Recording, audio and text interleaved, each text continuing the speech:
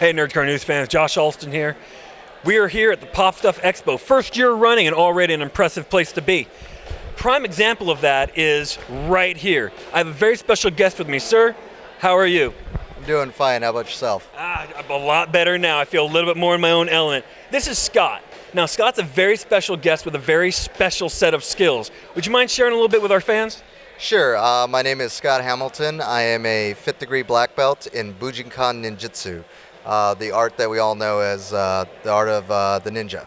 So here we have at our booth, we have a few of our weapons that we typically train in. The arts of ninjutsu is actually 9 different lineages that are studied at the same time. They encompass everything from joint locks, throws, all the different mainland Japanese weapons, and we also, to keep it up to date, we also use current, firearms, things like that, that you're more likely to run into. Modern weaponry, so to speak. Exactly. Fair enough. Now, see, what a lot of people don't know is that when you think modern weaponry, you think guns, small explosive knives. What you don't realize is that ninjas were some of the first people to really utilize gunpowder in combat. They were very inventive with their stuff. Now, with your tools of trade here, as we will go ahead and call them, can you give us a small demonstration of some of the skill sets and inventive ways the ninja would use? Absolutely. In fact, here, these are called bow shuriken. They're both used by ninja and samurai, and they're small darts that you would throw with the hand. But they can also be hidden very easily, from an opponent. So if I may, this is one of our students. Let's say. Man. How you doing? Very nice to meet you. What's your name? Andrew. Andrew? Yep. Andrew. Excellent. So let's say Andrew grabbed me. Here, I can start to use this. Maybe not as stabbing, but I can use the metal across his thumb to start applying pain and pressure.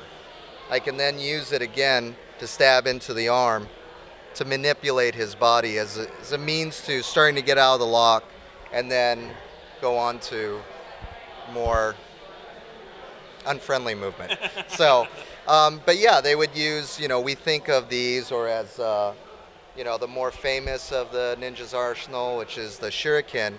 We typically think of them as throwing, but you can also use them in your hand as a means to, like you would a kubaton. Yeah, a grappling tool and different things like that. So the ninja were very much scientists in that they experimented, and you were mentioning the firearms. They actually had the first handheld firearm in that it was kind of a cannon that shot using gunpowder. So it was a very basic kind of early gun. It was a shoulder mount, wasn't it?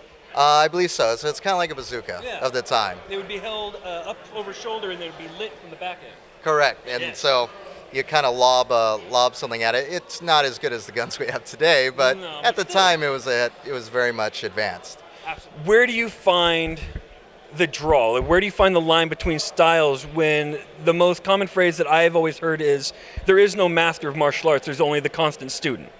So where do you find the lines between martial arts and where do you find the melding? Well, the martial arts is always continuously evolving. With the way we try to practice arts today and we try to get it as maybe either traditional or looking at its roots, it's really an interpretation. So even as a teacher, I'm constantly learning. I travel to Japan to constantly train, and even those people who have been doing it for 50 years are currently evolving. They're getting better and better, more efficient. So I don't think you ever stop growing or evolving. And really, you kind of want the art to evolve. You don't want it to stay stagnant because if it does, then it becomes irrelevant. And it got close to dying out when Japan had this time of peace and it wasn't as relevant, these skill sets. Thankfully, it survived by a lucky few keeping their training. Yes, there's actually a few really cool historical landmarks in Japan. One of them is a great museum. If you ever get a chance to get out there, which I know is rare, but if you do, it's worth it. It's called Ninja House. And it's one of the last standing fiefs, if I'm not mistaken. It's a museum dedicated to the ninja, the way the house is set up. It shows several booby traps. In the front entrance, there's a display of the uniform and some of the tools used by the ninja.